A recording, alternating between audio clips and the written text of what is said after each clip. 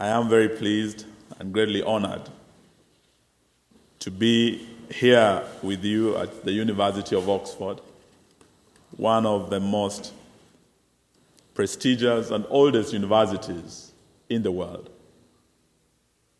Indeed, through the centuries, this has been like an oasis of knowledge where great minds have come and drunk,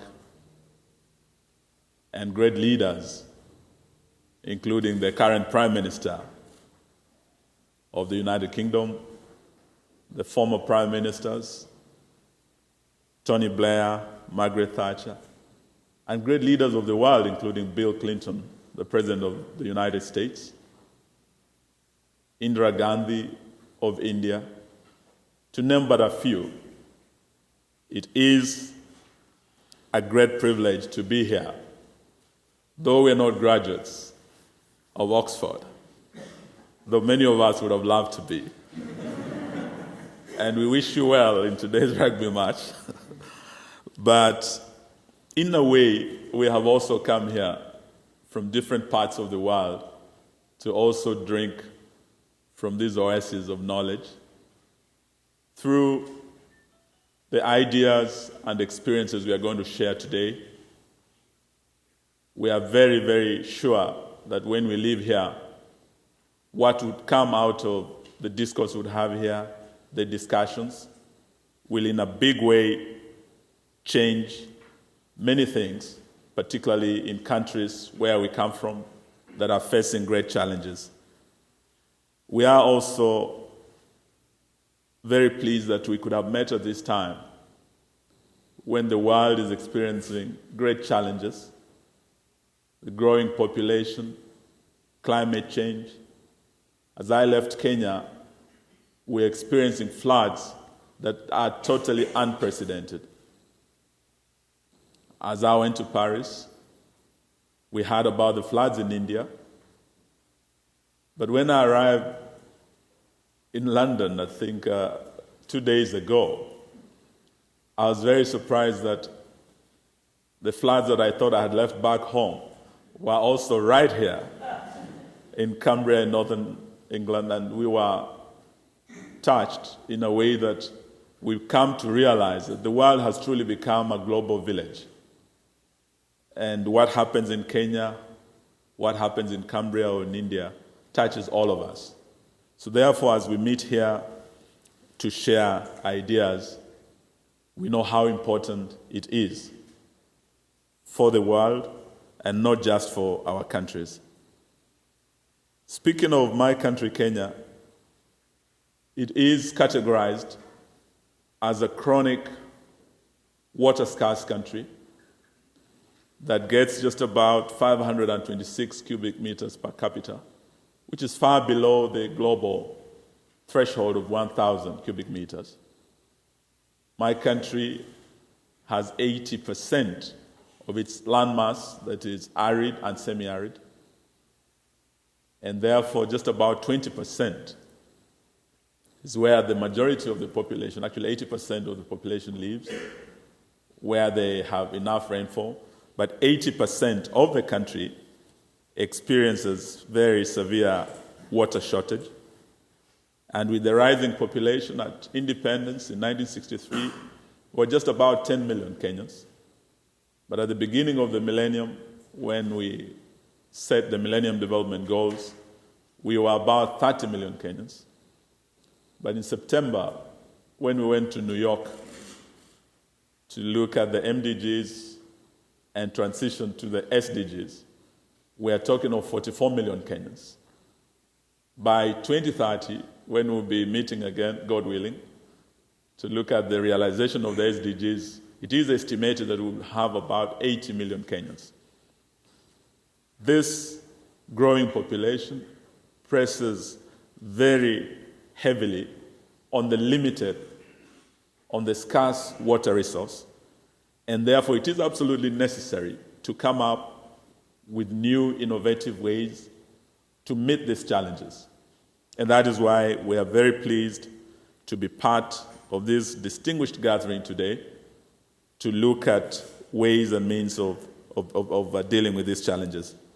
And we are very grateful that the REACH program identified Kenya as one of those countries they would like to partner with.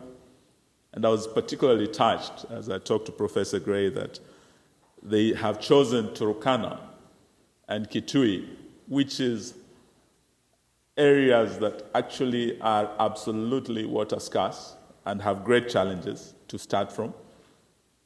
And we believe this will go a long way in boosting water security through this partnership. But Kenya also faces additional challenges of high interannual and intra-annual rainfall variability that results in frequent droughts and floods, sometimes so severe that years of infrastructure investments can be undone in a single extreme event. There is a strong linkage between economic growth and climate variability in Kenya.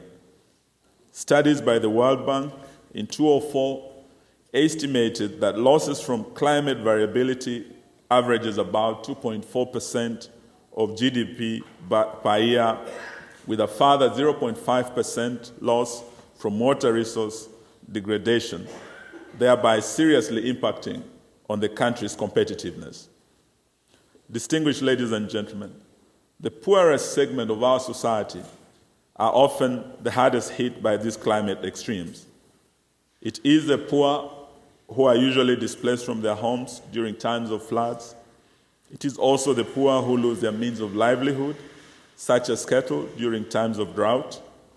I am gratified to have the opportunity to collaborate with the University of Oxford in the REACH program so that together we can offer solutions to help the poor escape insecurity.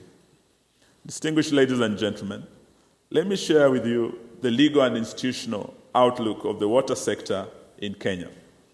The right to clean and safe water is now a constitutional obligation which my ministry has a duty to promote and fulfill. The Constitution also obliges the state to put in place affirmative action programs designed to ensure that minorities and marginalized groups have reasonable access to water, among other services. In addition, the Constitution has devolved the mandate for water services provision to county governments. We have two levels of government now, the national and the county. It also requires that the national and county governments cooperate in the performance of their functions and in exercise of powers. Over the last 8 months, my ministry has been engaging Parliament to pass the Water Bill 2014, and I'm very pleased that in this distinguished gathering we have the architect of the Water Bill, Professor Muma. I saw him around somewhere. Professor Muma, oh, there he is. And we have come with a very distinguished team of experts from Nairobi University that will be partnering with Oxford University in this initiative. And basically, this water bill that is now currently before our Senate is aimed at aligning the water sector to the Constitution provisions that I have outlined. An existing institution that is maintained in the water bill is the Water Sector Trust Fund. The objective of the fund will be to provide grants to counties to assist in the financing of water services, particularly in marginalized areas, rural areas considered not commercially viable, and in underserved, poor urban areas. Further, water service providers, which are entities owned by county governments, are obliged to extend services to informal settlements. A financing mechanism is available at the existing Water Services Trust Fund that has been used to finance service extension to urban, low-income areas and underserved rural areas. Distinguished ladies and gentlemen, it is clear that the institutional arrangements to address water security concerns of the poor and marginalized groups exist in Kenya. My ministry is currently engaged with the World Bank and other development partners to secure additional resources to meet the financing gap, estimated at about $7 billion over the next 5 years, that is necessary to address the right to water. I appreciate that the service delivery mechanism will need improvement, and it is for this reason that I wholeheartedly welcome the REACH program with a view to adopt its outcomes. The proposed study sites in Kenya of Kitui and Turkana counties, as I have said, represent among the most marginalized regions of Kenya, and we are really looking forward to seeing these regions benefit from this program. Distinguished ladies and gentlemen, as I stated earlier, the Constitution obliges me to support and work closely with any initiative that is geared towards ensuring the right to water, including affirmative action for minorities and marginalized groups.